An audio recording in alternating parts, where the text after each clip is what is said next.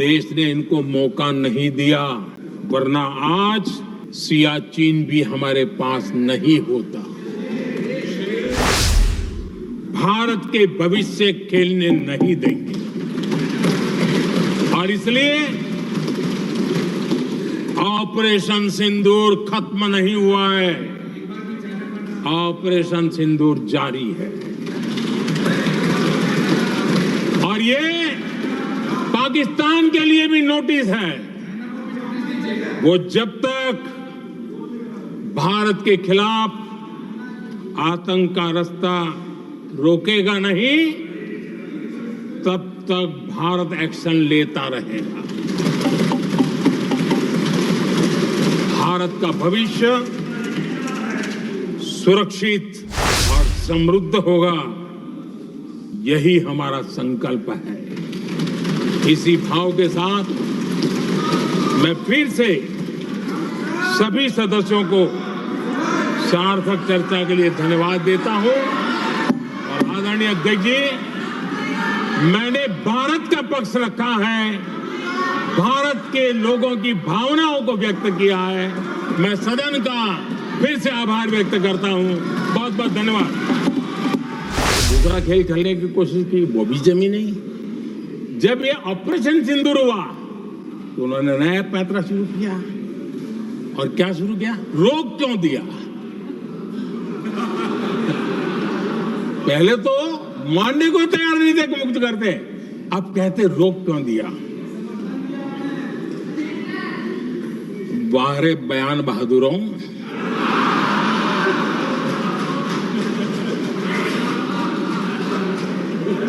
आपको विरोध का कोई न कोई बहाना चाहिए। और इसलिए सिर्फ मैं नहीं, पूरा देश आप पर हंस रहा है।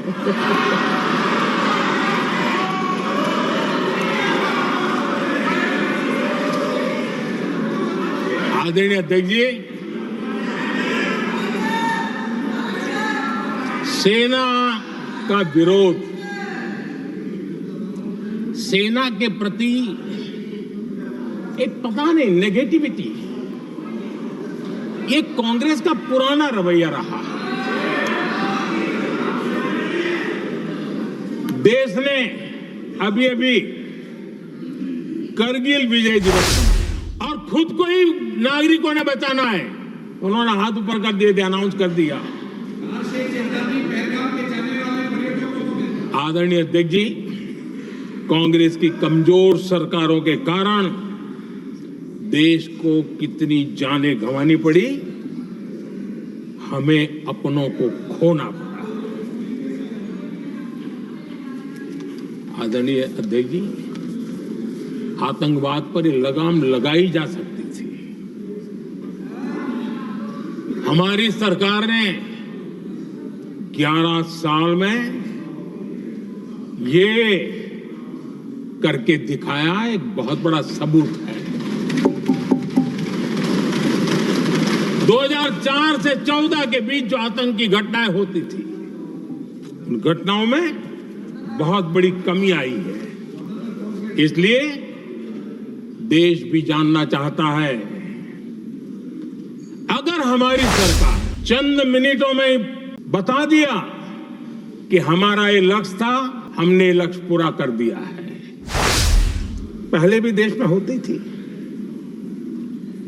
लेकिन पहले आतंकवादियों के मास्टरमाइंड निश्चिंत होते थे और वो आगे की तैयारी में लगे रहते थे, उनको पता था कुछ नहीं होगा।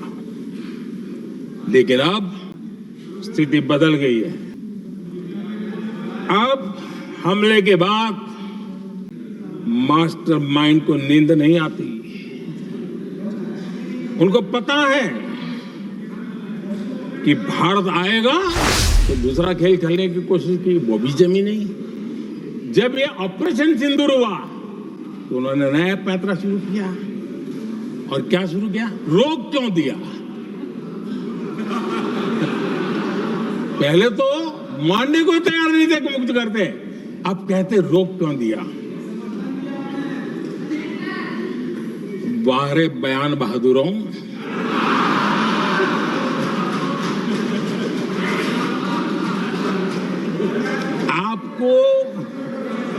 विरोध का कोई न कोई बहाना चाहिए और इसलिए सिर्फ मैं नहीं, पूरा देश आप पर हंस रहा है।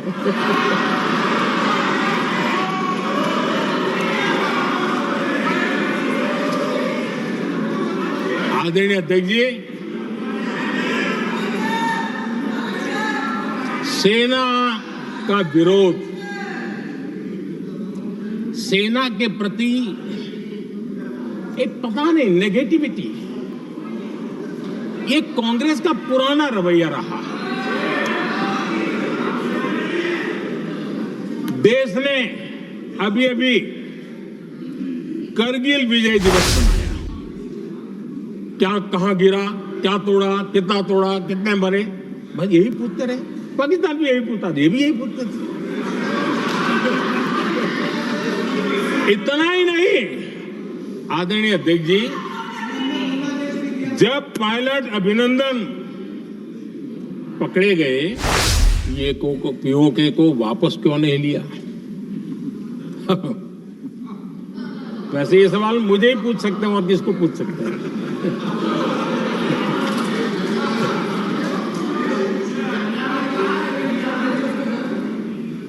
लेकिन इसके पहले जवाब देना होगा पूछने वालों को।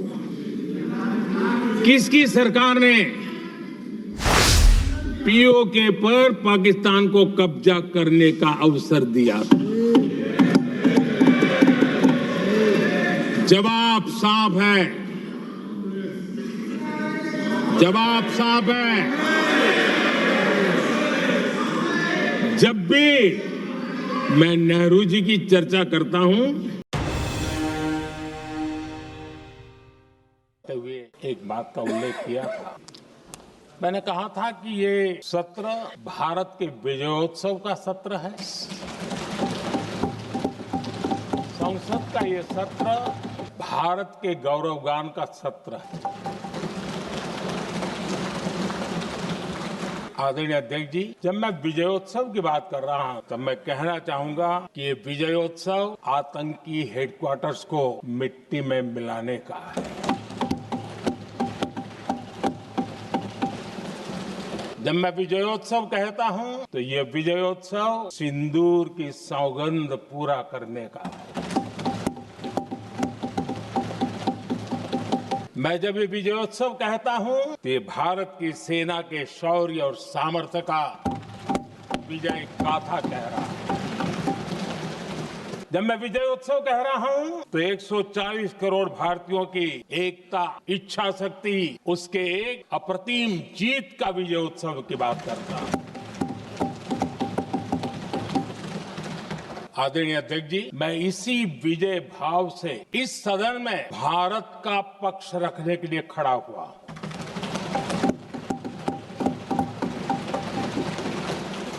और जिन्हें भारत का पक्ष नहीं दिखता है, उन्हें मैं आईना दिखाने के लिए खड़ा हूं।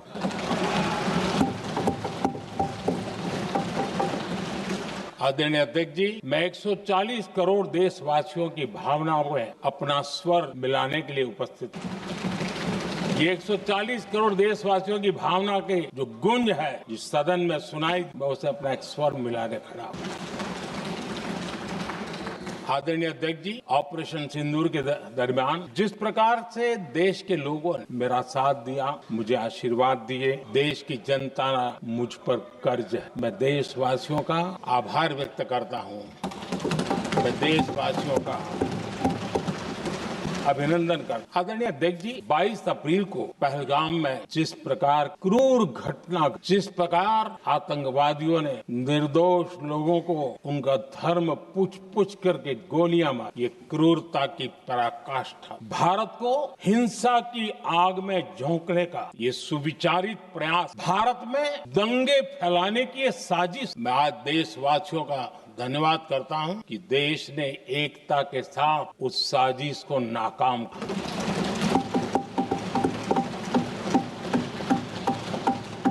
आदरणीय अध्यक्ष जी, 22 अप्रैल के बाद मैंने एक सार्वजनिक रूप से और विश्व को समझ में आए इसलिए कुछ अंग्रेजी में भी वाक्यों का प्रयोग किया था और मैंने कहा था कि हमारा संकल्प, हम आतंकियों को मिट्टी में मिला देंगे। और मैंने सार्वजनिक रूप से कहा, सजा उनके आकाओं को और कल्पना से भी बड़ी सजा मिलेगी। 22 अप्रैल को मैं विदेश था, मैं तुरंत लौट के आया और आने के तुरंत बाद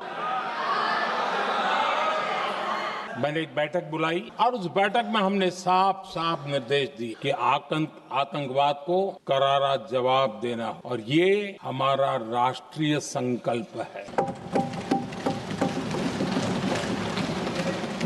आदरणीय अध्यक्ष जी, हमें हमारे सैन्य बलों की क्षमता पूरा विश्वास है, पूरा भरोसा उनकी क्षमता पर, उनके सामर्थ्य, साहस। सेना को कार्रवाई की खुली छूट दे दी गई और ये भी कहा गया कि सेना तय करें कब, कहां, कैसे, किस प्रकार से। ये सारी बातें उस मीटिंग में साफ साफ कह, और कुछ बातें उसमें से मीडिया में शायद रिपोर्ट भी हुई। हमें गर्व है, आतंकियों को वो सजा दी और सजा ऐसी है, आज भी आतंक के उन आकाओं की नींद उड़ी।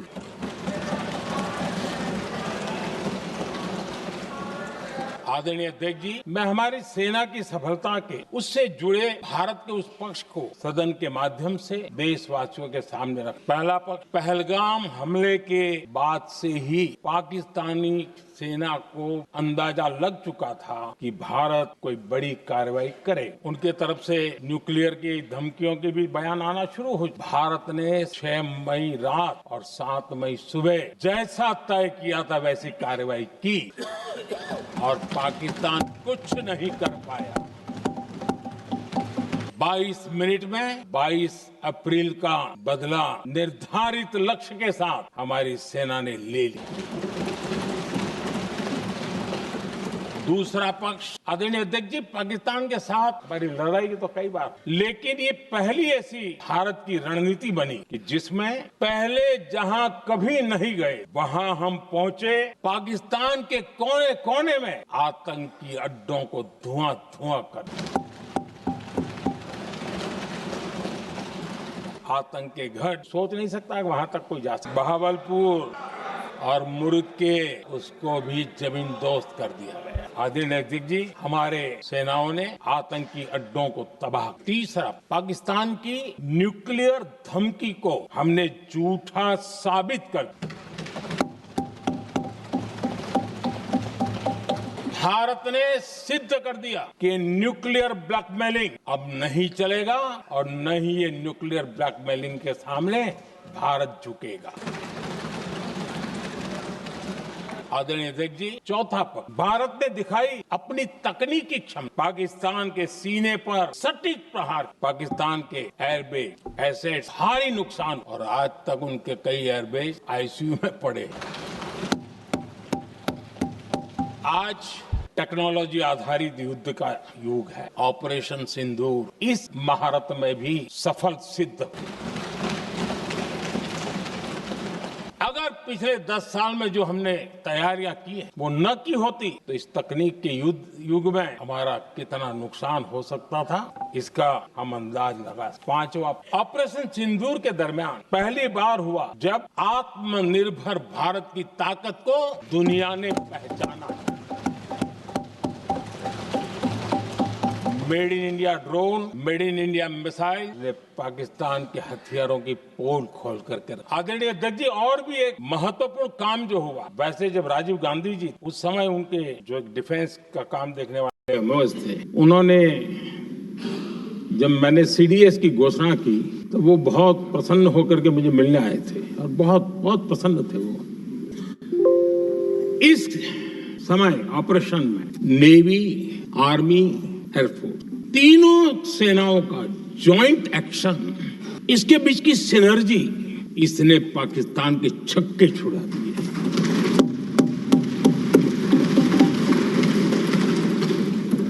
आदरणीय अध्यक्ष जी, आतंक की घटनाएं पहले भी देश में होती थी, लेकिन पहले आतंकवादियों के मास्टरमाइंड निश्चिंत होते थे और वो आगे की तैयारी में लगे रहते थे, उनको पता था कुछ नहीं होगा। लेकिन अब स्थिति बदल गई है। अब हमले के बाद मास्टरमाइंड को नींद नहीं आती। उनको पता है कि भारत आएगा और मार के जाएगा।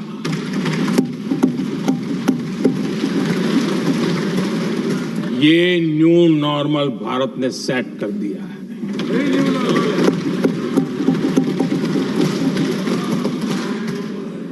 आदरणीय अध्यक्ष जी, दुनिया ने देख लिया कि हमारी कार्यवाही का दायरा कितना बड़ा, स्केल कितना बड़ा। सिंदूर से लेकर के सिंधु तक पाकिस्तान पर कार्रवाई की है।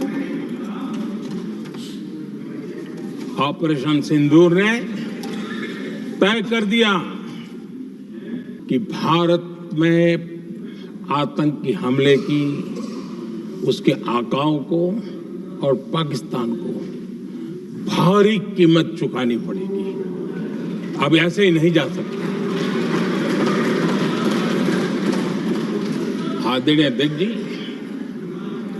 ऑपरेशन सिंदूर से स्पष्ट होता है कि भारत ने 3 सूत्र तय किए हैं।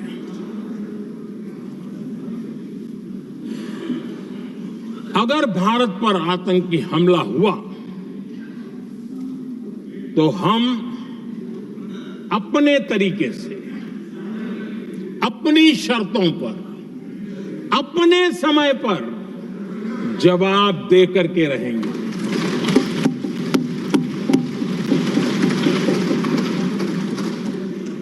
दूसरा, कोई भी न्यूक्लियर ब्लैकमेल अब नहीं चलेगा।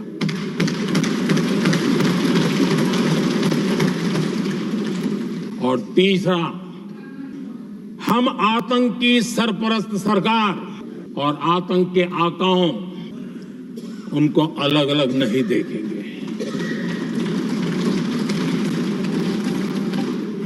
आदरणीय अध्यक्ष जी,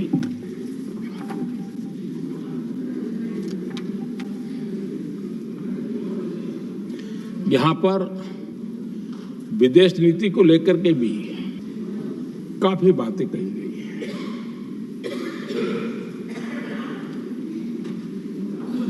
दुनिया के समर्थन को लेकर के भी काफी बातें कही गई हैं।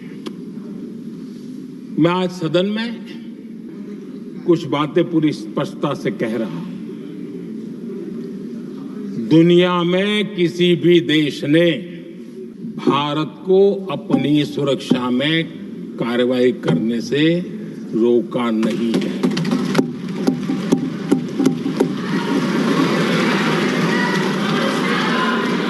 संयुक्त राष्ट्र 193 कंट्रीज,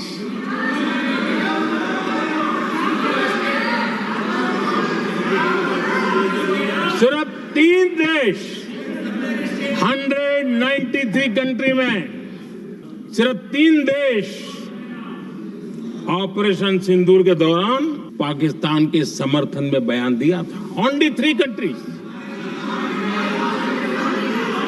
क्वाड हो, ब्रिक्स हो, फ्रांस, रूस, जर्मनी, कोई भी देश का नाम ले लीजिए, तमाम देश दुनिया भर से भारत को समर्थन मिला है।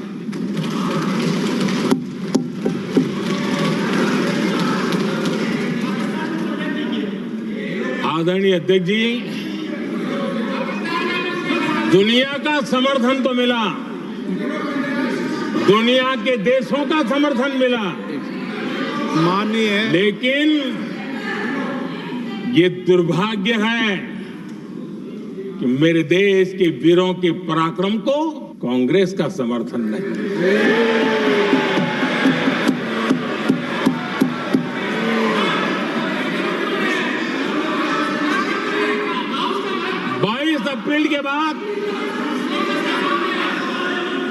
22 अप्रैल के आतंकी हमले के बाद 3-4 दिन में ही ये उछल रहे थे।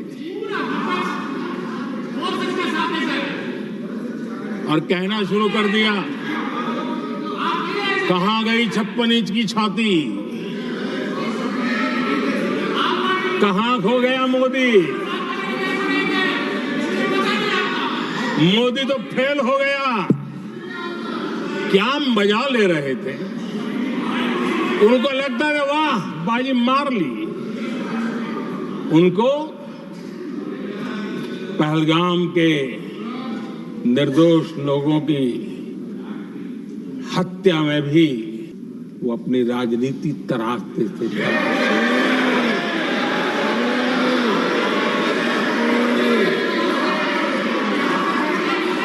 अपनी स्वार्थी राजनीति के लिए मुझ पर निशाना साध रहे थे, लेकिन उनकी ये बयानबाजी, इनका छिछोरापन देश के सुरक्षा बलों का मनोबल गिरा रहा था।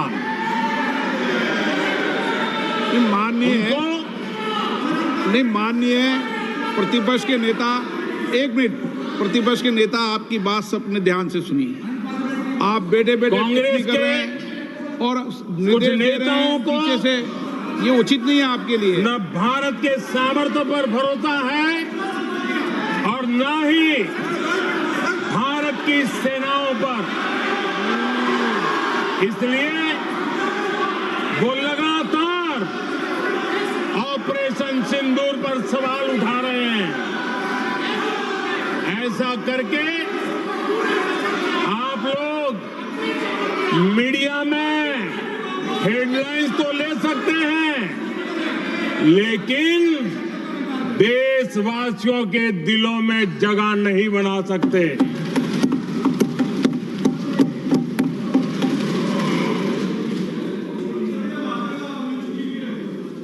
आदरणीय सभापति जी, आदरणीय अध्यक्ष जी, 10 मई को भारत ने ऑपरेशन सिंदूर के तहत हो रहे एक्शन को रोकने की घोषणा की। इसको लेकर यहां भांति भांति की बातें कही गई। ये वही प्रोपेगेंडा है जो सीमा पार से फैलाया गया है। कुछ लोग सेना द्वारा दिए गए तथ्यों की जगह पाकिस्तान के झूठ प्रचार को आगे बढ़ाने में जुटे हुए हैं।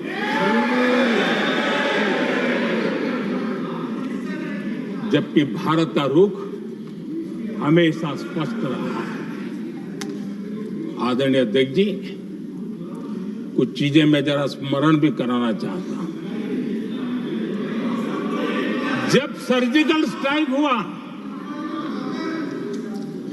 उस समय हमने लक्ष्य तय किया था, हमारे जवानों को तैयार करके, कि हम उनके इलाके में जाकर के आतंकियों के जो लॉन्चिंग पैड है उनको नष्ट करेंगे।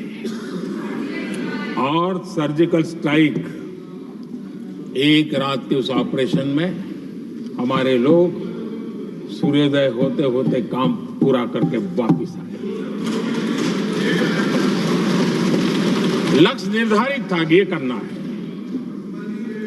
जब बालाकोट एयर स्ट्राइक किया तो हमारा लक्ष्य तय था कि आतंकियों के जो ट्रेनिंग सेंटर्स हैं, इस बार हम उसको तबाह करेंगे। और हमने वो भी करके दिखाया। ऑपरेशन सिंदूर के समय हमारा लक्ष्य तय था, और हमारा लक्ष्य था कि आतंक के जो एपी सेंटर है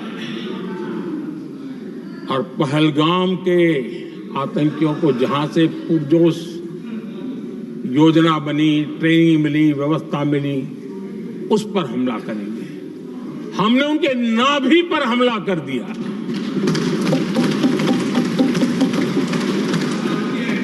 जहां पहलगाम के आतंकियों का रिक्रूटमेंट हुआ, ट्रेनिंग होती थी, फंडिंग होता था, उन्हें टेक्निकल सपोर्ट मिलता था, शस्त्र सरंजाम मिलता था, उस जगह को आइडेंटिफाई किया और हमने सटीक तरीके से ऑपरेशन सिंदूर के तहत आतंकियों की नाभि पे प्रहार कर दिया। और आदरणीय अध्यक्ष जी, इस बार भी हमारी सेना ने 100% लक्ष्यों को हासिल करके देश के सामर्थ्य का परिचय किया।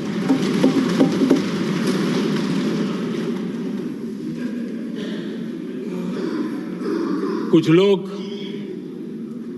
जानबूझकर के कुछ चीजें भूलने में इंटरेस्टेड होते हैं। देश भूलता नहीं है, देश को याद है।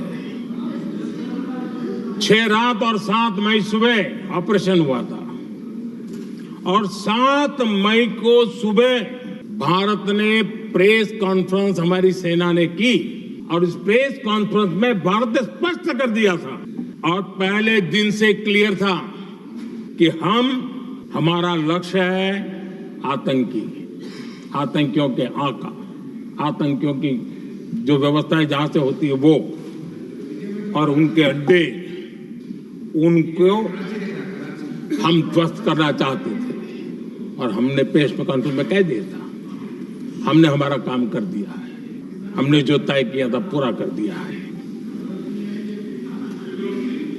और इसलिए 6-7 मई को ऑपरेशन हमारे हाथ संतोषजनक होने के तुरंत बाद कल जो राजनाथ जी ने कहा था, मैं डंके की चोट पर दोबारा दोहराता हूं, भारत की सेना ने पाकिस्तान की सेना को चंद मिनटों में बता दिया कि हमारा ये लक्ष्य था, हमने लक्ष्य पूरा कर दिया है, ताकि उनको पता चले और हमें भी पता चले कि उनके दिल दिमाग में क्या चलता है।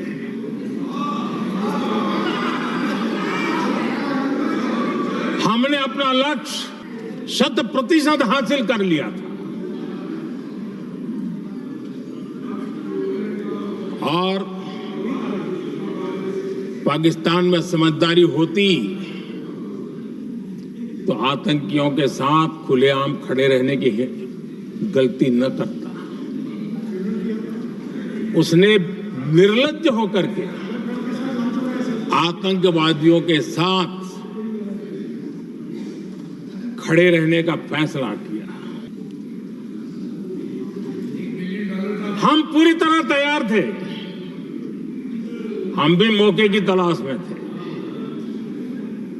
लेकिन हमने दुनिया को बताया था कि हमारा लक्ष्य आतंकवाद है, आतंकवादी आका है, आतंकवादी ठिकाने हैं, वो हमने पूरा कर दिया। लेकिन जब पाकिस्तान ने आतंकियों की मदद में आने का फैसला किया और मैदान में उतरने की हरकत की, तो भारत की सेना ने सालों तक याद रह जाए ऐसा करारा जवाब दे करके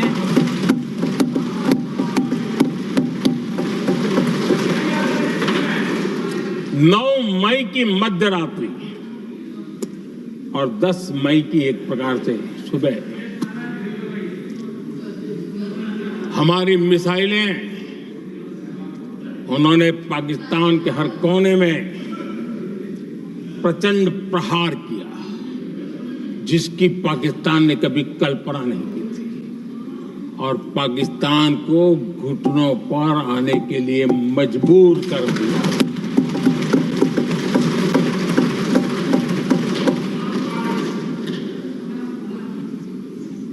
और आपने टीवी में भी देखा है, वहां से क्या बयान आते थे। पाकिस्तान के लोग, अरे मैं तो स्विमिंग पूल में नहा रहा था, कोई कह रहा था मैं तो दफ्तर जाने की तैयारी कर रहा था। हम कुछ सोचे पहले तो भारत ने तो हमला कर दिया, ये पाकिस्तान के लोगों के बयान है और देश ने देखे हैं। स्विमिंग पूल में नहा रहा था।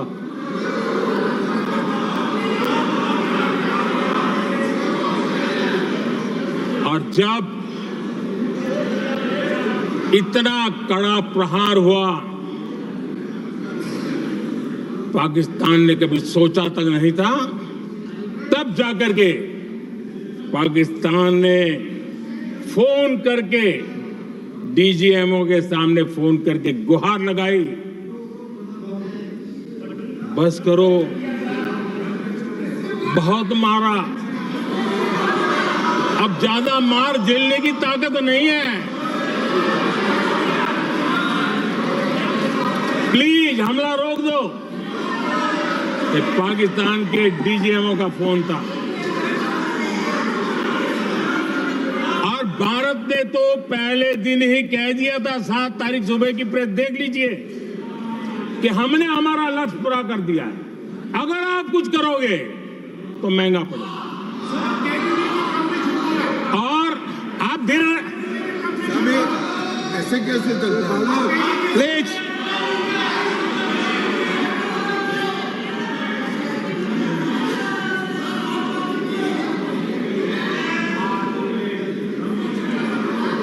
मैं आज दोबारा कह रहा हूं, ये भारत की स्पष्ट नीति थी, सुविचारित नीति थी, सेना के साथ मिलकर के तय की हुई नीति थी, और वे ये थी कि हम आतंक, उनके आका, उनके ठिकाने, ये हमारा लक्ष्य है। और हमने कहा, पहले दिन प्रेस कॉन्फ्रेंस में कहा है कि हमारा एक्शन नॉन एक्सीलेटरी है, ये हमने कह करके किया है। और इसके लिए साथियों हमने हमला रोका। अध्यक्ष जी, दुनिया के किसी भी नेता ने भारत के ऑपरेशन रोकने के लिए नहीं कहा।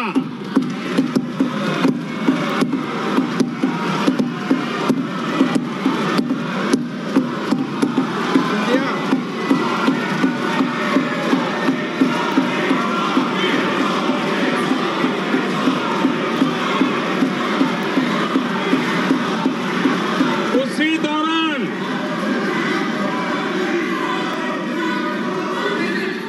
9 तारीख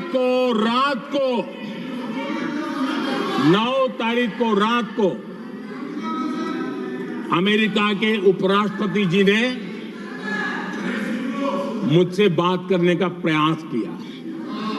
वो घंटे भर कोशिश कर रहे थे, लेकिन मेरी सेना के साथ मीटिंग चल रही थी, तो मैंने उनका फोन उठा नहीं पाया। बाद में मैंने उनको कॉल बैक किया। मैंने कहा कि आपका फोन था, 3-4 बार आपका फोन आ गया, क्या है? तो अमेरिका के उपराष्ट्रपति जी ने मुझे फोन पे बताया कि पाकिस्तान बहुत बड़ा हमला करने वाला है, ये उन्होंने मुझे बताया। मेरा जो जवाब था, जिनको समझ नहीं आता है उनको तो नहीं आएगा,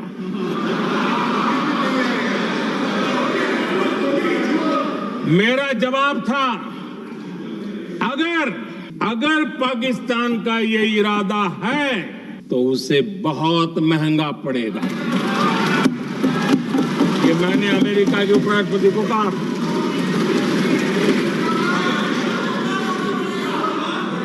अगर पाकिस्तान हमला करेगा तो हम बड़ा हमला कर करके जवाब देंगे, ये मेरा जवाब था। और आगे मेरा एक वाक्य था, मैंने कहा था, हम गोली का जवाब गोले से देंगे। ये 9 तारीख रात की बात है, और 9 रात में और 10 सुबह हमने पाकिस्तान को सैन्य शक्ति को तहस नहस कर दिया था।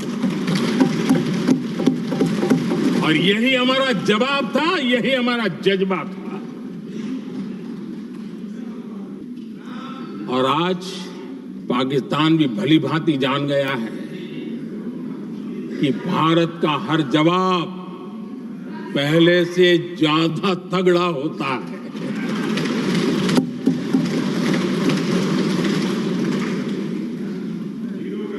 उसे ये भी पता है कि अगर भविष्य में नौबत आई तो भारत आगे कुछ भी कर सकता है। और इसलिए मैं फिर से लोकतंत्र के इस मंदिर में दोहराना चाहता हूं, ऑपरेशन सिंदूर जारी है।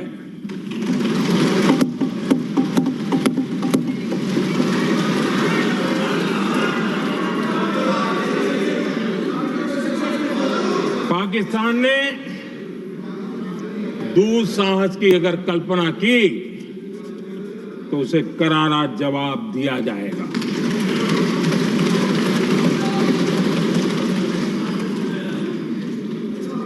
आदरणीय अध्यक्ष जी, आज का भारत आत्मविश्वास से भरा हुआ है। आज का भारत आत्मनिर्भरता के मंत्र को लेकर के पूरी शक्ति के साथ तेज गति से आगे बढ़ रहा है। देश देख रहा है भारत आत्मनिर्भर बनता जा रहा है। लेकिन देश ये भी देख रहा है कि एक तरफ तो भारत आत्मनिर्भरता की ओर तेज गति से आगे बढ़ रहा है, लेकिन कांग्रेस मुद्दों के लिए पाकिस्तान पर निर्भर होती जा रही है।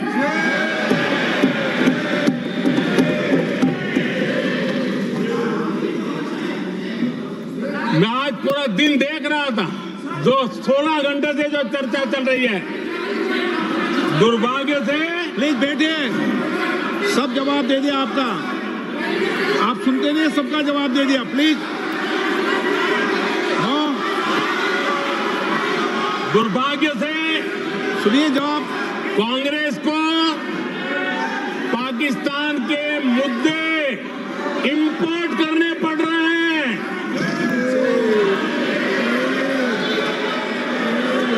आदरणीय अध्यक्ष जी, आज के वॉरफेयर में इंफॉर्मेशन और नैरेटिव्स की प्लीज बैठिए। बहुत बड़ी भूमिका है।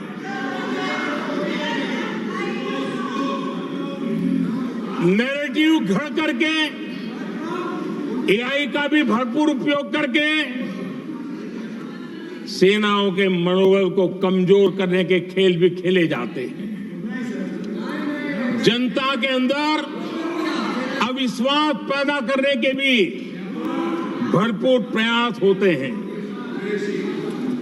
दुर्भाग्य से कांग्रेस और उसके सहयोगी पाकिस्तान के ऐसे ही प्रपंच के प्रवक्ता बन चुके हैं।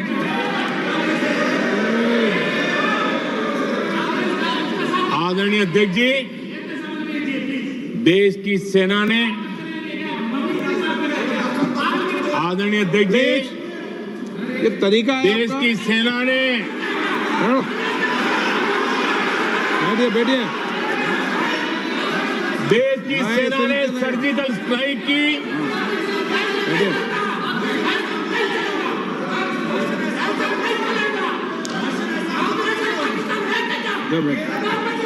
बैठिए बैठिए। आदरणीय अध्यक्ष जी, देश की सेना ने सफलतापूर्वक सर्जिकल स्ट्राइक की तो तुरंत कांग्रेस वालों ने सेना से सबूत मांगे थे,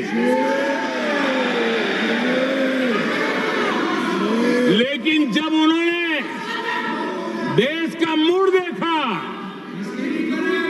देश का मिजाज देखा, तो सुर उनके बदलने लगे और बदल करके क्या कहने लगे? कांग्रेस के लोगों ने कहा ये सर्जिकल स्ट्राइक क्या बड़ी बात है? ये तो हमने भी की थी। एक ने कहा 3 सर्जिकल स्ट्राइक की थी, दूसरे ने कहा 6 सर्जिकल स्ट्राइक की थी, तीसरे ने कहा 15 सर्जिकल स्ट्राइक की थी। जितना बड़ा नेता उतना बड़ा आंकड़ा चल रहा था।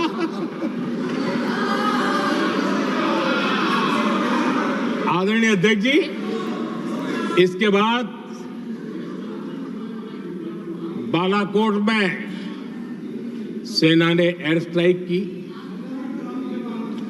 अब एयर स्ट्राइक तो ऐसी थी वो कुछ कह नहीं सकते थे, इसलिए ये तो नहीं कहा कि भाई हमने भी की थी। उसमें तो उन्होंने समझदारी दिखाई, लेकिन फोटो मांगने लगे।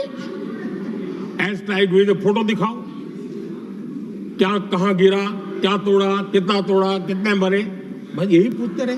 पाकिस्तान भी यही पूछता था, ये भी यही पूछते थे। इतना ही नहीं, आदरणीय अध्यक्ष जी, जब पायलट अभिनंदन पकड़े गए तो पाकिस्तान में तो खुशी का माहौल होना स्वाभाविक था कि उनके हाथ में भारत की सेना का एक पायलट उनके हाथ लगा था। लेकिन यहां पर भी कुछ लोग थे जो कानों कानों में कह रहे थे, अब मोदी फंसा, अब अभिनंदन आए, मोदी ला करके दिखा दे। अब देखते हैं मोदी क्या करता है। आज डंके की चोट पर अभिनंदन वापिस आए।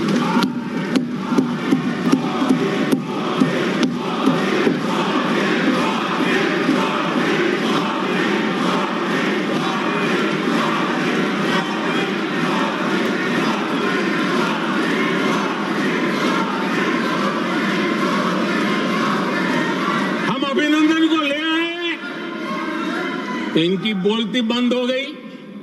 इनको लगा यार कि नसीब वाला आदमी है, हमारा हथियार हाथ से निकल गया।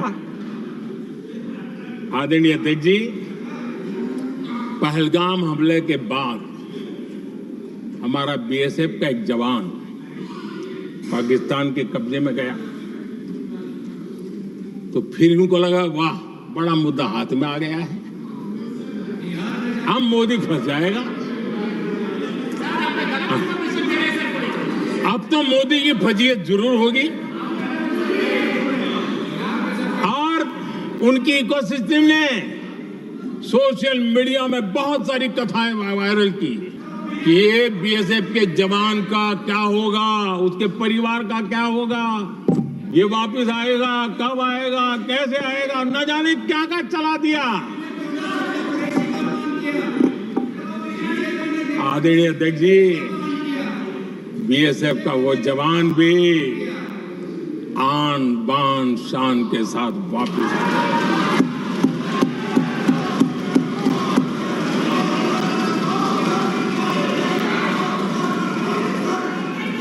आतंकवादी रो रहे हैं, आतंकवादियों के आका रो रहे हैं, और उनको रोते देखकर यहां भी कुछ लोग रो रहे हैं।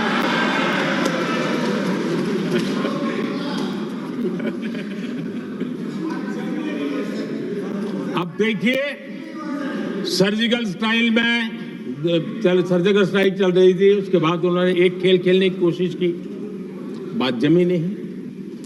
एयर स्ट्राइक हुई तो दूसरा खेल खेलने की कोशिश की, वो भी जमी नहीं। जब ये ऑपरेशन सिंदूर हुआ तो उन्होंने नया पैतरा शुरू किया। और क्या शुरू किया? रोक क्यों दिया? पहले तो मानने को तैयार नहीं थे कि मुक्त करते, अब कहते रोक क्यों दिया। वाह रे बयान बहादुरों,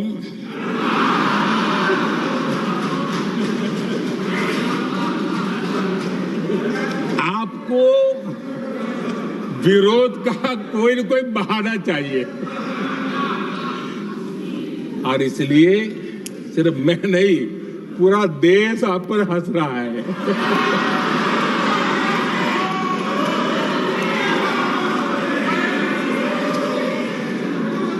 आदरणीय अध्यक्ष जी, सेना का विरोध, सेना के प्रति एक पता नहीं नेगेटिविटी, ये कांग्रेस का पुराना रवैया रहा। देश ने अभी करगिल विजय दिवस मनाया, लेकिन देश पूरी तरह जानता है कि उनके कार्यकाल में और आज तक करगिल के विजय को कांग्रेस ने अपनाया नहीं। न करगिल विजय दिवस मनाया है, न करगिल विजय का गौरव किया। इतिहास साक्षी है अध्यक्ष जी।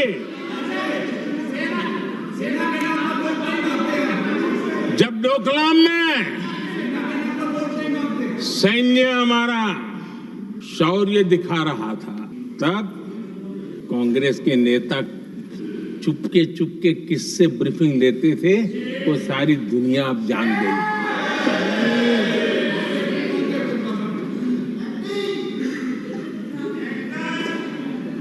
आप निकाल दीजिए पाकिस्तान के सारे बयान और यहां हमारा विरोध करने वाले लोगों के बयान, फुल स्टॉप कॉमा के साथ एक है। क्या कहेंगे इसको? और बुरा लगता है सच बोलते हैं तो। पाकिस्तान के साथ सुर में सुर मिला दिया जाता है। आदरणीय अध्यक्ष जी, देश हैरान है, कांग्रेस ने पाकिस्तान को क्लीन चिट दे दी है।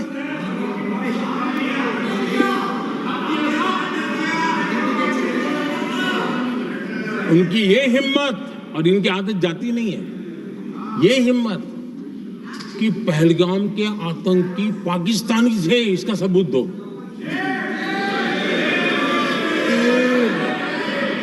क्या कह रहे हैं तुम लोग? तो कौन सा तरीका है? और यही मांग पाकिस्तान कर रहा है जो कांग्रेस कर रही है। और आदरणीय अध्यक्ष जी, आज जब सबूतों की कोई कमी नहीं है, सब कुछ आंखों के सामने दिखता है, तब ये हालत है। अगर ये सबूत ना होते तो क्या करते ये लोग, आप बताइए। आदरणीय अध्यक्ष जी,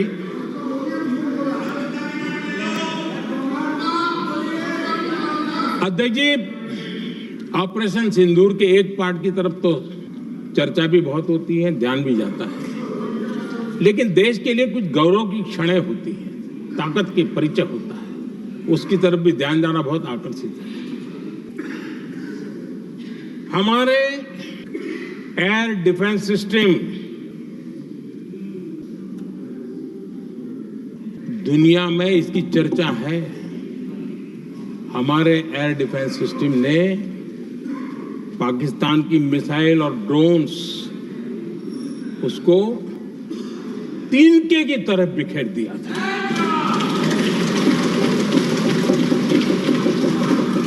आदरणीय अध्यक्ष जी, मैं एक आंकड़ा आज बताना चाहता हूं, पूरा देश गर्व से भर जाएगा। कुछ लोगों का क्या होगा मैं नहीं जानता, पूरा देश गर्व से भर जाएगा।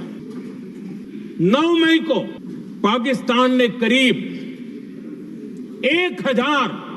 1000 मिसाइलों और आर्म्ड ड्रोन्स के भारत पर बहुत बड़ा हमला करने की कोशिश की।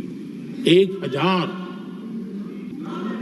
ये मिसाइलें भारत के किसी भी हिस्से पर गिरती तो वहां भयंकर तबाही मचती, लेकिन 1000 मिसाइल्स और ड्रोन्स को भारत ने आसमान में ही चूर चूर कर दिया।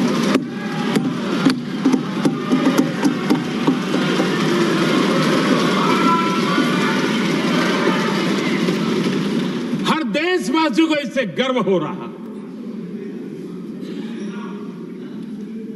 लेकिन जैसे कांग्रेस के लोग इंतजार कर रहे थे, कुछ तो गड़बड़ होगी यार, मोदी मरेगा, कहीं तो फंसेगा।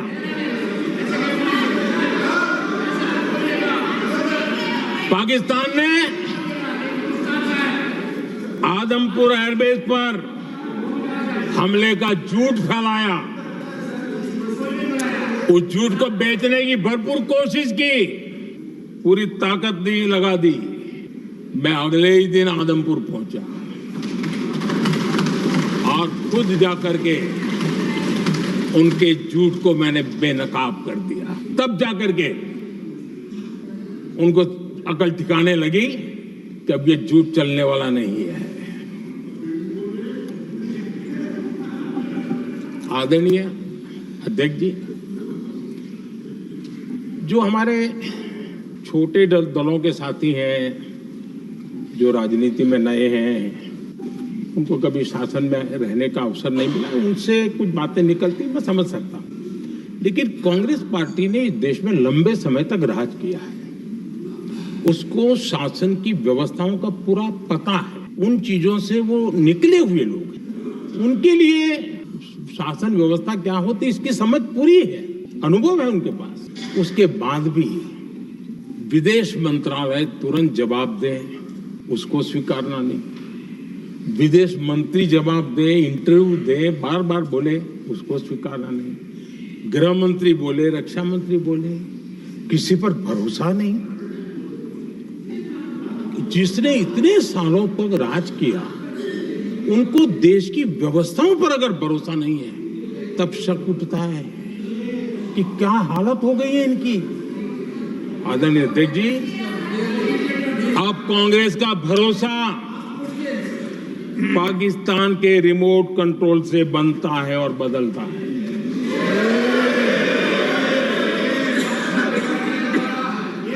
आदरणीय अध्यक्ष जी, एक बिल्कुल कांग्रेस के नए सदस्य, यानी उनको तो क्षमा करनी चाहिए, नए सदस्य को क्या कहेंगे, लेकिन कांग्रेस के आका जो उनको लिख करके देते हैं और उनसे बुलवाते हैं, खुद में हिम्मत नहीं है, उनसे बुलवाते हैं कि ऑपरेशन सिंदूर ये तो तमाशा था, ये आतंकवादियों ने जिन 26 लोगों को मौत के घाट उतारा था ना, उस भयंकर क्रूर घटना पर ये तेजाब छिड़कने वाला पाप है। तमाशा कहते हो? आपकी ऐसी सहमति हो सकती है? और ये कांग्रेस के नेता बुलवाते हैं।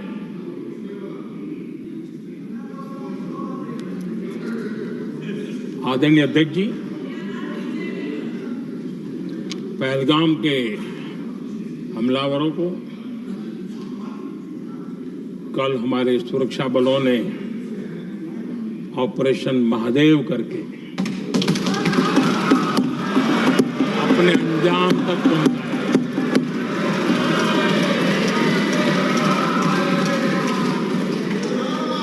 लेकिन मैं हैरान हूं कि यहां ठहाके लगा के पूछा गया कि आखिर ये कल ही क्यों हुआ।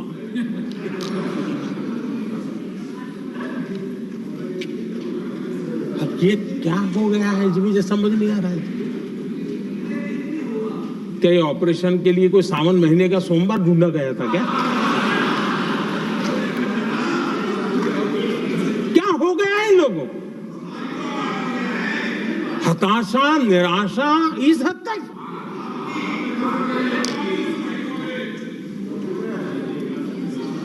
और देखिए मजा, पिछले कई सप्ताह से हाँ ऑपरेशन सिंदूर हो गया तो ठीक है, पहलगाम के आतंकियों का क्या हुआ, पहलगाम के आतंकियों का अब हुआ तो कल क्यों हुआ?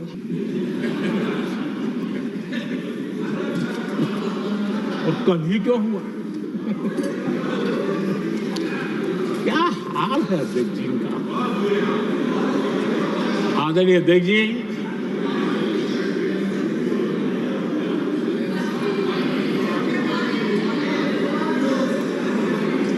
आदरणीय अध्यक्ष जी, शास्त्रों में कहा गया है, हमारे शास्त्रों में कहा गया है,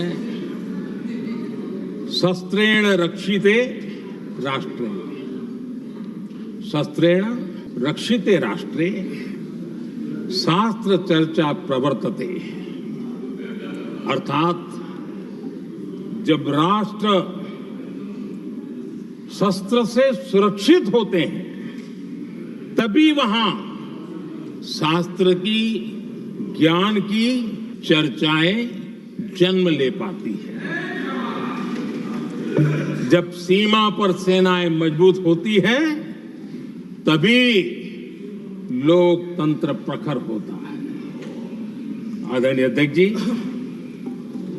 ऑपरेशन सिंदूर बीते दशक में भारत की सेना के सशक्तिकरण का एक साक्षात प्रमाण है। ऐसे ही नहीं हुआ है। कांग्रेस के शासन के दौरान सेनाओं को आत्मनिर्भर बनाने के संबंध में सोचा तक नहीं जाता था। आज भी आत्मनिर्भर शब्द की मजाक उड़ाई जाती है। वैसे वो महात्मा गांधी से आया हुआ है, लेकिन आज भी मजाक उड़ाई जाती है। हर रक्षा सौदे में कांग्रेस अपने मौके खोजती रहती थी।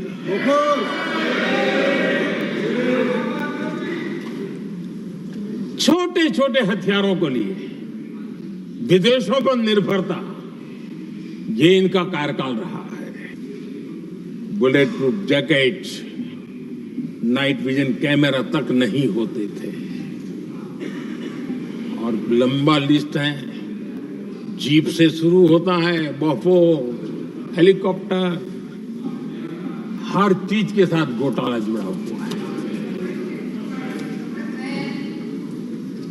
आदरणीय अध्यक्ष जी, हमारी सेनाओं को आधुनिक हथियारों के लिए दशकों तक इंतजार करना पड़ा। आजादी के पहले, और इतिहास गवाह, एक जमाना था जब डिफेंस मैन्युफैक्चरिंग में भारत का आवाज सुनाई देती थी। जिस समय तलवारों से लड़ा जाता था ना, तब भी तलवारें भारत की श्रेष्ठ मानी जाती थी। हम डिफेंस के इक्विपमेंट में आगे थे। लेकिन आजादी के बाद जो एक मजबूत डिफेंस इक्विपमेंट मैन्युफैक्चरिंग का हमारा दायरा था, जो हमारा पूरा इकोसिस्टम था, उसको सोच समझ करके तबाह कर दिया गया, उसको दुर्बल किया गया।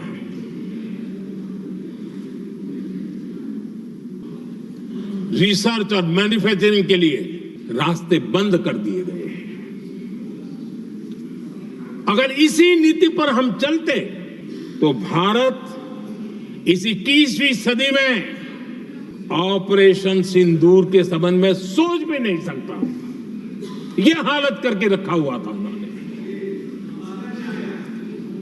भारत को सोचना पड़ता कि अगर कोई एक्शन लेना है तो शस्त्र कहां से मिलेंगे, साधन कहां से मिलेगा, बारूद कहां से मिलेगा, समय पर मिलेगा या नहीं मिलेगा, बीच बचाव में रुक तो नहीं जाएगा। ये टेंशन पालना पड़ता है।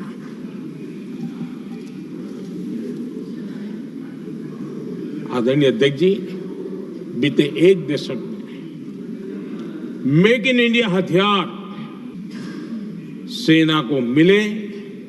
उन्होंने इस ऑपरेशन में बहुत निर्णायक भूमिका निभाई।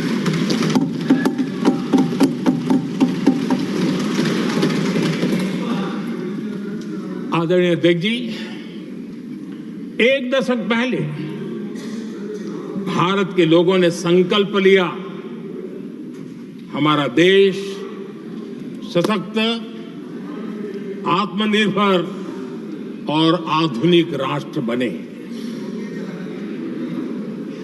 रक्षा, सुरक्षा, हर क्षेत्र में बदलाव के लिए एक के बाद एक ठोस कदम उठाए गए, सीरीज ऑफ रिफॉर्म्स किए गए और देश में सेना में जो रिफॉर्म्स हुए हैं, जो आजादी के बाद पहली बार हुए। चीफ ऑफ डिफेंस स्टाफ की नियुक्ति, ये विचार कोई नया नहीं था, दुनिया में प्रयोग भी चलते हैं, भारत में निर्णय नहीं होते थे। हमने, ये बहुत बड़ा रिफॉर्म था, हमने किया और बहुत ही, मैं हमारी तीनों सेनाओं का अभिनंदन करता हूं कि इस व्यवस्था को उन्होंने दिल से सहयोग किया है, दिल से स्वीकार किया है। सबसे बड़ी ताकत जॉइंटनेस और इंटीग्रेशन की। इस समय नेवी हो, एयरफोर्स हो, आर्मी हो, ये इंटीग्रेशन और जॉइंटनेस ने हमारी ताकत को अनेक गुना बढ़ा दिया और उसका परिणाम भी हमें नजर में आया है, ये हमने करके दिखाया है। सरकार की जो डिफेंस प्रोडक्शन की कंपनियां थी, उसमें हमने रिफॉर्म किए।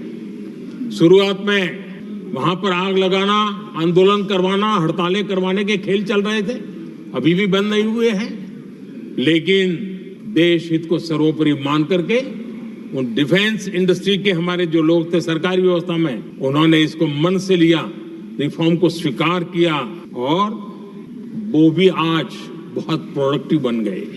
इतना ही नहीं, हमने प्राइवेट सेक्टर के लिए भी डिफेंस के दरवाजे खोल दिए हैं और आज भारत का प्राइवेट सेक्टर आगे आ रहा है। आज स्टार्टअप्स डिफेंस के क्षेत्र में हमारे 27-30 साल के नौजवान, टीयर 2, टीयर 3 सिटी के नौजवान, कई कुछ जगह तो बेटियां स्टार्टअप का नेतृत्व कर रही है। डिफेंस के सेक्टर में सैकड़ों की तादाद में आज स्टार्टअप काम कर रहे हैं। ड्रोन्स, एक प्रकार से मैं कह सकता हूं, ड्रोन्स की जितनी भी एक्टिविटी हमारे देश में हो रही है, शायद एवरेज 30-35 की उम्र होगी जो लोग कर रहे हैं, वो सारे लोग, और सैकड़ों की तादाद में कर रहे हैं। और उसका ताकत, क्योंकि इनका भी योगदान था इसमें, जिन्होंने इस प्रकार के प्रोडक्शन किए हैं, और वो हमें ऑपरेशन सिंदूर में बहुत काम आए। मैं उन सबके प्रयासों को बहुत साधुवाद करता हूं और मैं उनको विश्वास दिलाता हूं, आगे बढ़िए, अब देश रुकने वाला नहीं है। आदरणीय अध्यक्ष जी, डिफेंस सेक्टर में मेक इन इंडिया ये नारा नहीं था, हमने इसके लिए बजट पॉलिसी में जो परिवर्तन करना था, जो नए इनिशिएटिव ले रहे थे, वो नए इनिशिएटिव लिए। और सबसे बड़ी बात, क्लियर कट विजन के साथ हमने देश में make in India defence sector के अंदर तेज गति से हम आगे बढ़ रहे हैं। आदरणीय अध्यक्ष जी, एक दशक में डिफेंस का बजट लगभग पहले से 3 गुना हुआ है। डिफेंस प्रोडक्शन में करीब करीब 250% वृद्धि हुई है, 250% वृद्धि हुई है। 11 वर्षों में डिफेंस एक्सपोर्ट 30 गुना से भी ज्यादा बढ़ा है, 30 गुना से ज्यादा। डिफेंस एक्सपोर्ट आज दुनिया के करीब 100 देशों तक हम पहुंचे। और आदरणीय अध्यक्ष जी, कुछ चीजें ऐसी होती हैं जो इतिहास में बहुत बड़ा प्रभाव छोड़ती हैं। ऑपरेशन सिंदूर ने डिफेंस का जो मार्केट है उसमें भारत का झंडा गाड़ दिया है। भारत के हथियारों की डिमांड आज बढ़ती चली जा रही है, मांग बढ़ रही है। ये भारत में उद्योगों को भी बल देगी, एमएसएमई को बल देगी, हमारे नौजवानों को रोजगार देगी और हमारे नौजवान अपनी बनाई चीजों से दुनिया में अपनी ताकत का प्रदर्शन कर पाएंगे। ये आज दिख रहा है, मैं देख रहा हूं। डिफेंस के क्षेत्र में जो आत्मनिर्भर भारत की दिशा में हम जो कदम उठा रहे हैं, मैं हैरान हूं। कुछ लोगों को आज भी तकलीफ हो रही है, जैसे उनका खजाना लूट गया। ये कौन सी मानसिकता है? देश को ऐसे लोगों को पहचानना होगा। आदरणीय अध्यक्ष जी, मैं स्पष्ट करना चाहता हूं, डिफेंस में भारत का आत्मनिर्भर होना ये आज की शस्त्रों की स्पर्धा में के काल में विश्व शांति के लिए भी जरूरी है।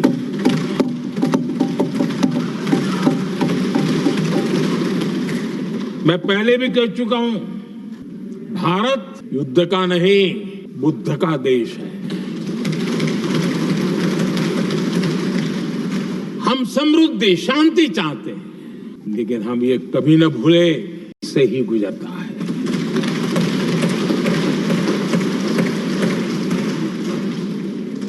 आदरणीय अध्यक्ष जी, हमारा भारत छत्रपति शिवाजी महाराज, महाराजा रणजीत सिंह, राजेंद्र चोला, महाराणा प्रताप, लसित बोरफुकन और महाराजा सुहेलदेव का देश है।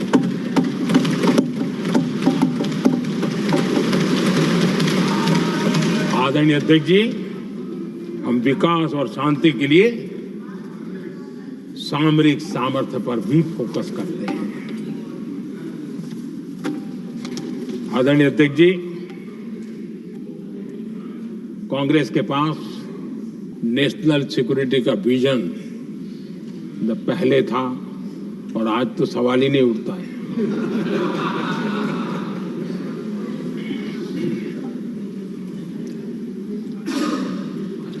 कांग्रेस ने हमेशा नेशनल सिक्योरिटी पर समझौता किया। आज जो लोग पूछ रहे हैं पीओके को वापस क्यों नहीं लिया, वैसे ये सवाल मुझे ही पूछ सकते हैं और किसको पूछ सकते हैं।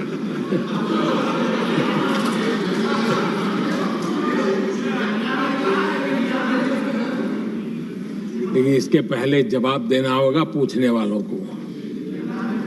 किसकी सरकार ने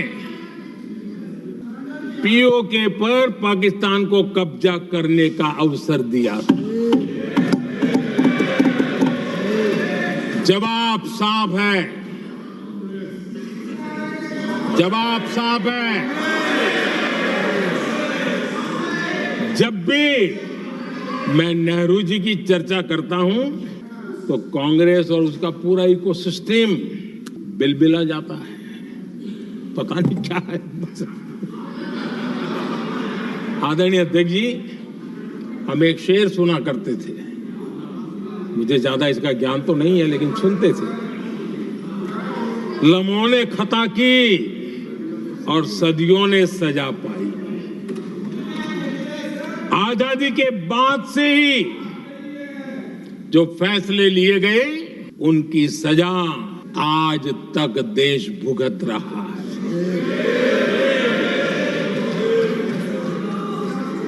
यहां बार बार एक बात का जिक्र हुआ और मैं फिर से करना चाहूंगा। अक्साई चीन की उस पूरे क्षेत्र को बंजर जमीन करार दिया गया। ये कह करके तो बंजर है।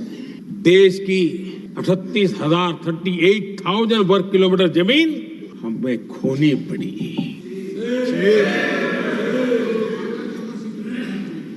आदरणीय अध्यक्ष जी, मैं जानता हूं मेरी कुछ बातें चुभने वाली है।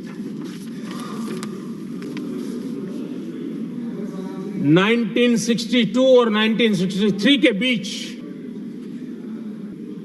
कांग्रेस के नेता जम्मू कश्मीर के पूंछ, उरी, नीलम वैली और किशनगंगा को छोड़ देने का प्रस्ताव रख रहे थे। भारत की भूमि, आदरणीय अध्यक्ष जी, और वो भी लाइन ऑफ पीस के नाम पर किया जा रहा था। 1966 रण ऑफ कच्छ पर इन्हीं लोगों ने मध्यस्थता स्वीकार की। ये था उनका राष्ट्रीय सुरक्षा का विजन।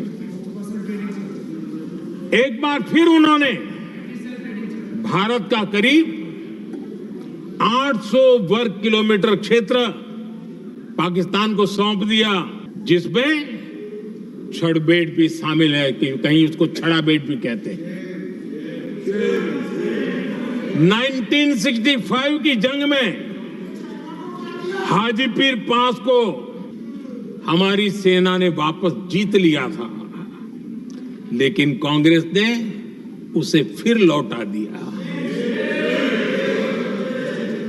1971 पाकिस्तान के 93,000 फौजी हमारे पास बंदी थे। पाकिस्तान का हजारों वर्ग किलोमीटर एरिया हमारी सेना ने कब्जा किया था। हम बहुत कुछ कर सकते थे, विजय की स्थिति में थे। उस दौरान अगर थोड़ी सा विजन होता, थोड़ी सी समझ होती, तो पीओके वापस लेने का निर्णय हो सकता। वो मौका था, वो मौका भी छोड़ दिया गया। अरे इतना ही नहीं, इतना सारा जब सामने टेबल पर था, अरे कम से कम करतारपुर साहब को तो ले सकते थे, वो ही नहीं कर पाया। 1974 श्रीलंका को कच्चथीवू द्वीप को गिफ्ट कर दिया गया। आज तक हमारे मछुआरे भाई बहनों को इससे परेशानी होती है, उनकी जान पर आफत आती है। क्या गुनाह था तमिलनाडु के मेरे फिशरमैन भाई बहनों का, आपने उनका हक छीन लिया और दूसरों को गिफ्ट कर दिया। कांग्रेस का दशकों से इरादा लेकर चल रही थी कि सियाचिन से सेना हटा दी जाए। आदरणीय अध्यक्ष जी, 2014 में देश ने इनको मौका नहीं दिया, वरना आज सियाचिन भी हमारे पास नहीं होता।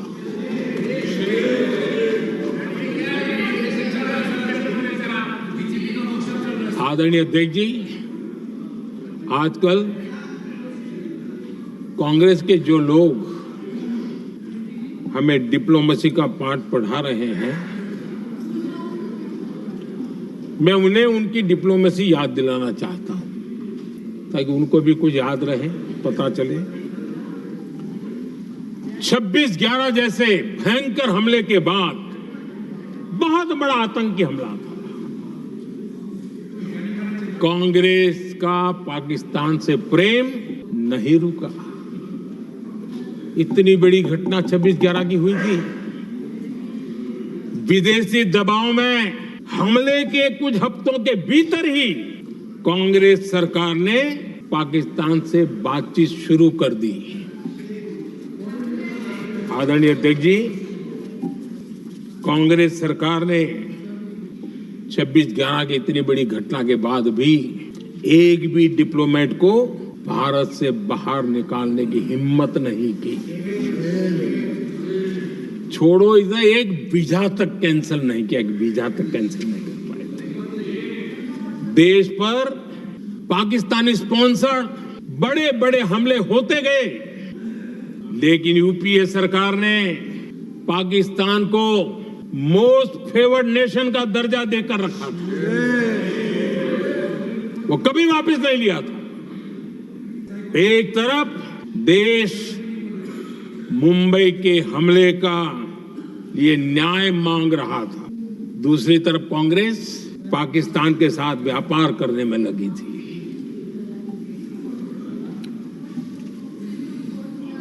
पाकिस्तान वहां से खून की होली खेलने वाले आतंकियों को भेजते रहे,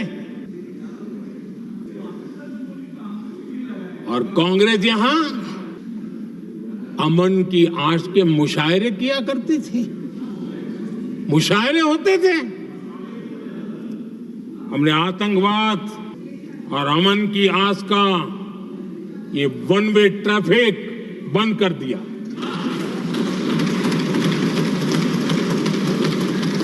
हमने पाकिस्तान का MFN का दर्जा रद्द किया, वीजा बंद किया, हमने अटारी वाघा बॉर्डर को बंद कर दिया। आदरणीय अध्यक्ष जी, भारत के हितों को गिरवी रख देना ये कांग्रेस की पार्टी की पुरानी आदत है। इसका सबसे बड़ा उदाहरण सिंधु जल समझौता है। सिंधु जल समझौता किसने किया? नेहरू जी ने किया। और मामला किससे जुड़ा था? भारत से निकलने वाली नदियां, हमारे यहां से निकली हुई नदियां, उसका वो पानी था। और वो नदियां हजारों साल से भारत की सांस्कृतिक विरासत रही है, भारत की चैतन्य शक्ति रही है। भारत को सुजलाम सुफलाम बनाने में उन नदियों का बहुत बड़ा योगदान रहा है। सिंधु नदी जो सदियों से भारत की पहचान हुआ करती थी, उसी से भारत जाना जाता था। लेकिन नेहरू जी और कांग्रेस ने सिंधु और झेलम जैसी नदियों पर विवाद के लिए पंचायत किसको दी? वर्ल्ड बैंक को दी। वर्ल्ड बैंक फैसला करे क्या करना है। नदी हमारी, पानी हमारा।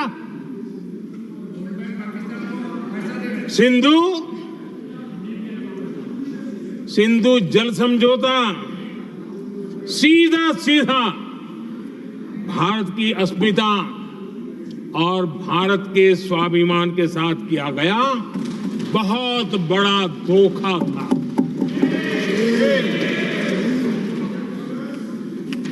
आदरणीय अध्यक्ष जी, आज के देश के युवा ये बात सुनते होंगे तो उनको भी आश्चर्य होगा कि ऐसे लोग थे हमारे देश का काम करते थे। नेहरू जी ने इस ट्रीटी करी और क्या किया? ये जो पानी था, जो नदियां थी, जो भारत से निकल रही थी, उन्होंने 80% पानी पाकिस्तान को देने के लिए वो राजी हो गए।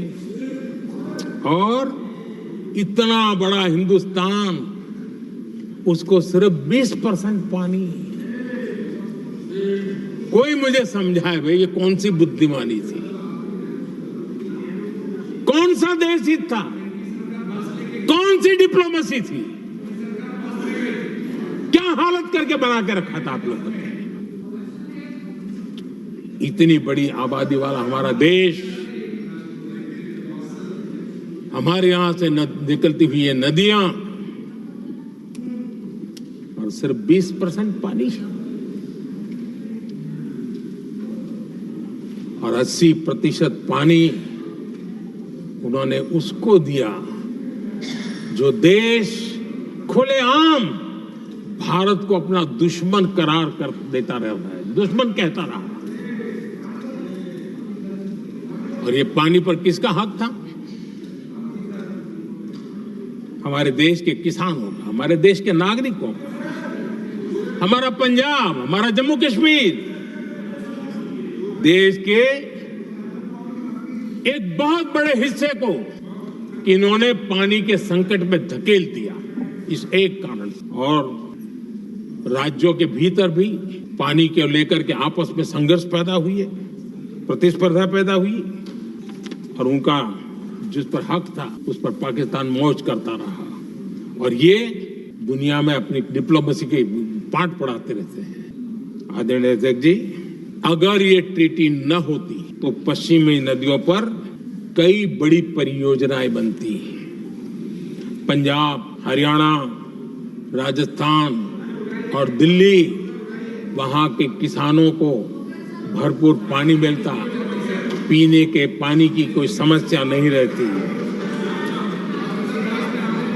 औद्योगिक प्रगति के लिए भारत बिजली बना पाता। इतना ही नहीं, नेहरू जी ने इसके उपरांत करोड़ों रुपए भी दिए ताकि पाकिस्तान नहर बना सके।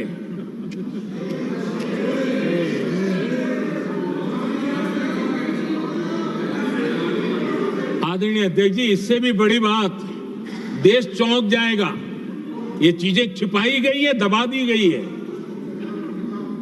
कहीं भी बांध बनता है तो उसमें एक मैकेनिज्म होता है उसकी सफाई का, डीसिल्टिंग का। उसमें जो मिट्टी भर जाती है, बाकी घास वगैरह आकर के भर जाता है तो उसकी कैपेसिटी कम होती है, तो उसकी सफाई के लिए यानी इनबिल्ट व्यवस्था होती है। नेहरू जी ने पाकिस्तान के कहने पर यह शर्त स्वीकार की है कि इन बांध में जो मिट्टी आएगी, कूड़ा कचरा आएगा और बांध भर जाएगा, इसकी सफाई नहीं कर सकते,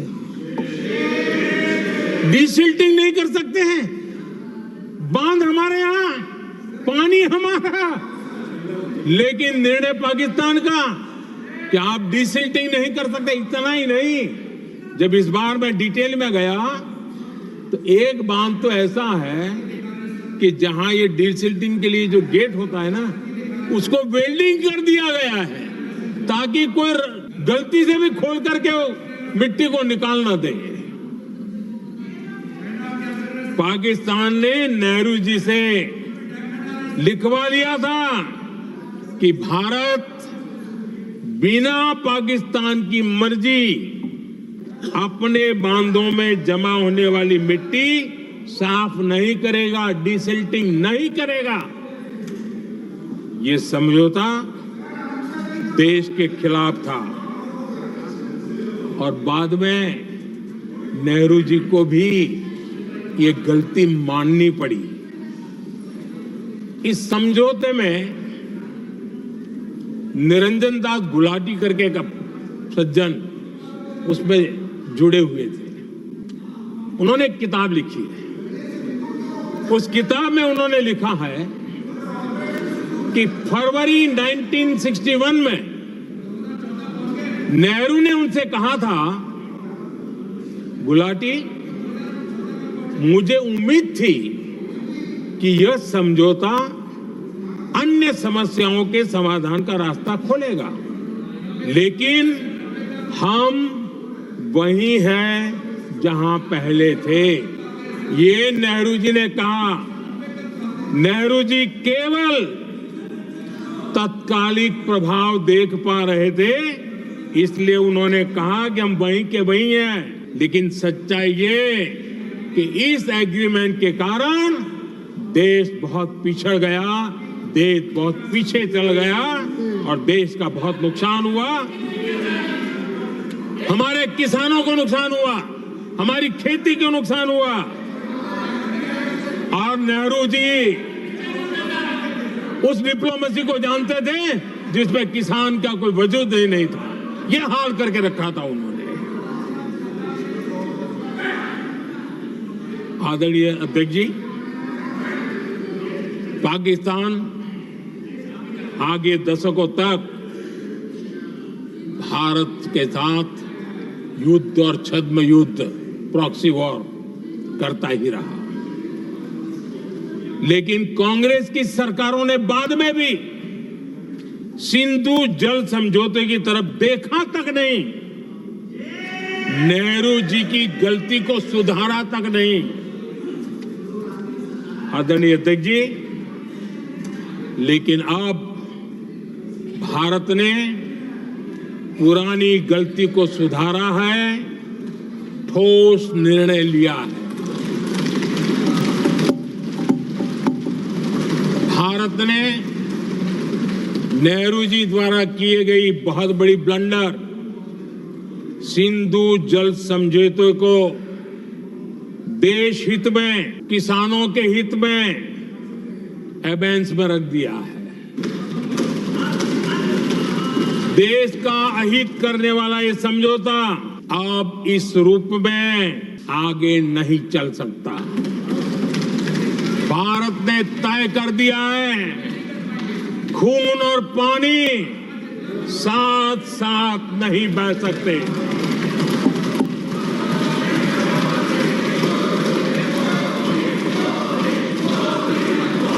माननीय सदस्य, आप बहुत देर हो गई, आप उपनेता हैं, ये तरीका आप बैठे बैठे टोकते हैं, प्लीज, ये शोभा नहीं देता आपके लिए। बैठिए बैठिए बैठिए आदरणीय बैठिए, शोभा नहीं देता आपका। अध्यक्ष जी, आप उपनेता हैं, अपनी मर्यादा बना के रखें। चलिए बैठिए। वहां बैठे साथी आतंकवाद पर लंबी लंबी बातें करते हैं। जब ये सत्ता में था, जुड़े हुए हैं। जब इनको राज करने का अवसर मिला था, तब देश का हाल क्या है, क्या रहा था, वो आज भी देश भुला नहीं है। 2014 से पहले देश में असुरक्षा का जो माहौल था, अगर वो आज याद भी करे ना, तो लोग सिहर जाते हैं। आदरणीय अध्यक्ष जी, हम सबको याद है, जो नई पीढ़ी के बच्चे हैं उनको पता नहीं है, हम सबको पता है।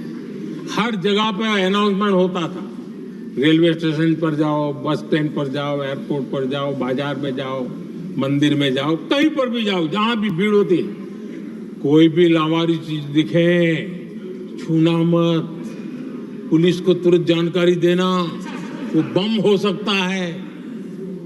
हम 2014 तक यही सुनते आए थे, ये हालात करके रखा था। देश के कोने कोने में यही हाल था। माहौल ये था कि जैसे कदम कदम पर बम बिछे हैं और खुद को ही नागरिकों ने बचाना है। उन्होंने हाथ ऊपर कर दिए थे, अनाउंस कर दिया।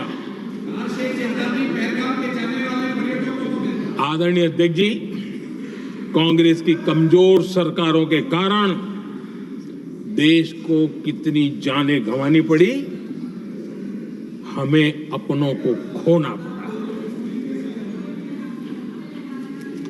आदरणीय अध्यक्ष जी, आतंकवाद पर ये लगाम लगाई जा सकती थी। हमारी सरकार ने 11 साल में ये करके दिखाया, एक बहुत बड़ा सबूत है।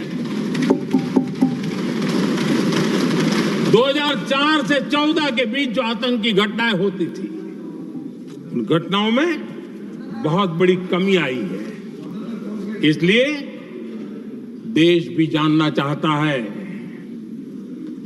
अगर हमारी सरकार आतंकवाद पर नकेल कस सकती है, तो कांग्रेस सरकारों की ऐसी कौन सी मजबूरी थी कि आतंकवाद को फलने फूलने दिया। आदरणीय अध्यक्ष जी, कांग्रेस के राज में आतंकवाद अगर फला फूला है, उसका एक बड़ा कारण इनकी तुष्टीकरण की राजनीति, वोट बैंक की राजनीति है। जब दिल्ली में बाटला हाउस एनकाउंटर हुआ, कांग्रेस के एक बड़ी नेता के आंख में आंसू थे, आतंकवादी मारे गए इसके कारण। और वोट पाने के लिए इस बात को हिंदुस्तान के कोने कोने में पहुंचाया गया।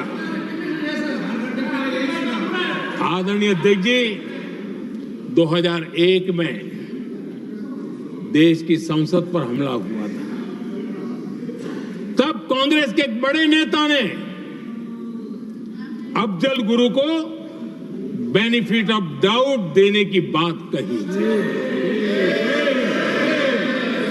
आदरणीय अध्यक्ष जी, मुंबई में 26/11 का इतना बड़ा आतंकी हमला हुआ, एक पाकिस्तानी आतंकी जिंदा पकड़ा गया। पाकिस्तान की मीडिया ने, दुनिया ने यह स्वीकार किया कि पाकिस्तानी है, लेकिन यहां कांग्रेस पार्टी इतना बड़ा पाकिस्तान का पाप, इतना बड़ा पाकिस्तानी आतंकी हमला, और ये क्या खेल खेल रहे थे? वोट बैंक की राजनीति के लिए क्या कर रहे थे? कांग्रेस पार्टी इसको भगवा आतंक सिद्ध करने में जुटी हुई है।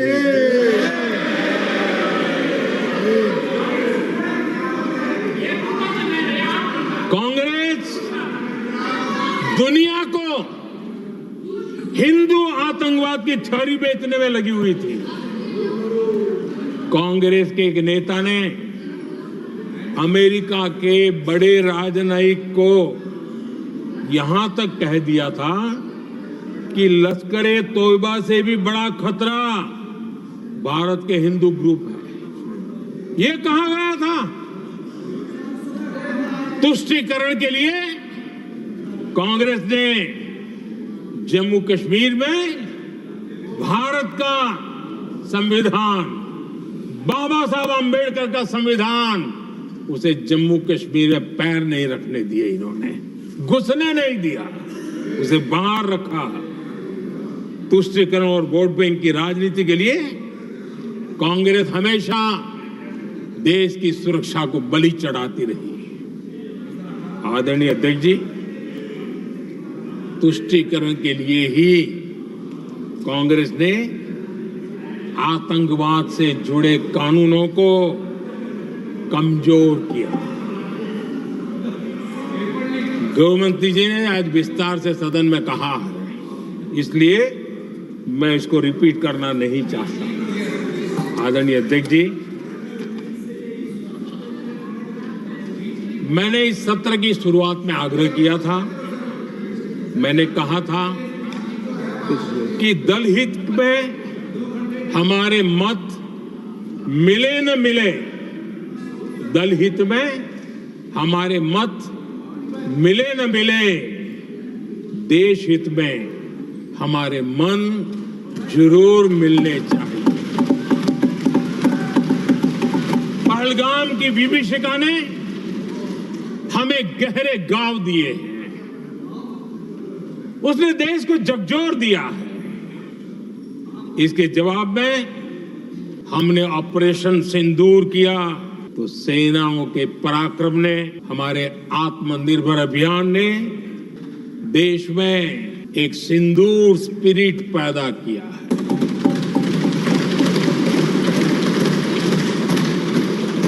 ये सिंदूर स्पिरिट हमने तब भी देखी जब दुनिया भर में हमारे प्रतिनिधि मंडल भारत की बात बताने गए।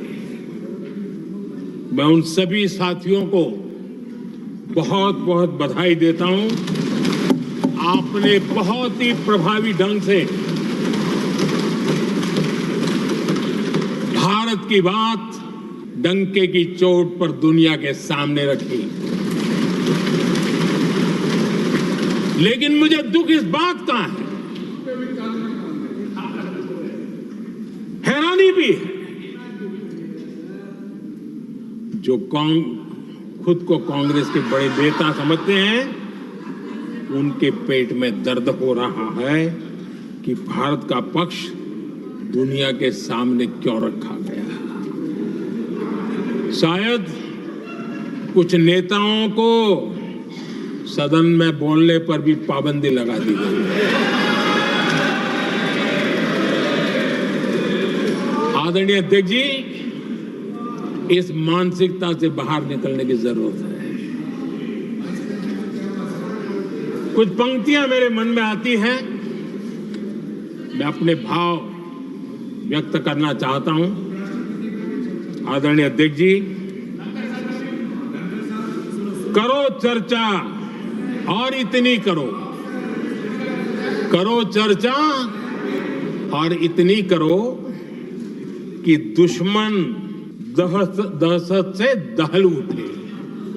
दुश्मन दहशत से दहल उठे।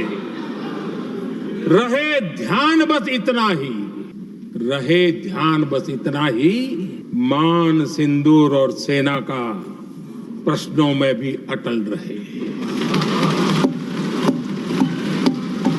हमला मां भारती पर हुआ अगर, तो प्रचंड प्रहार करना होगा। दुश्मन जहां भी बैठा हो, हमें भारत के लिए ही जीना होगा।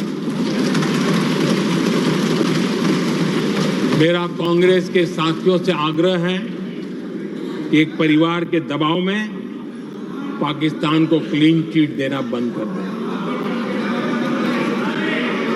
जो देश की विजय की क्षण है, कांग्रेस उसे देश के उपहास का क्षण न बनाए।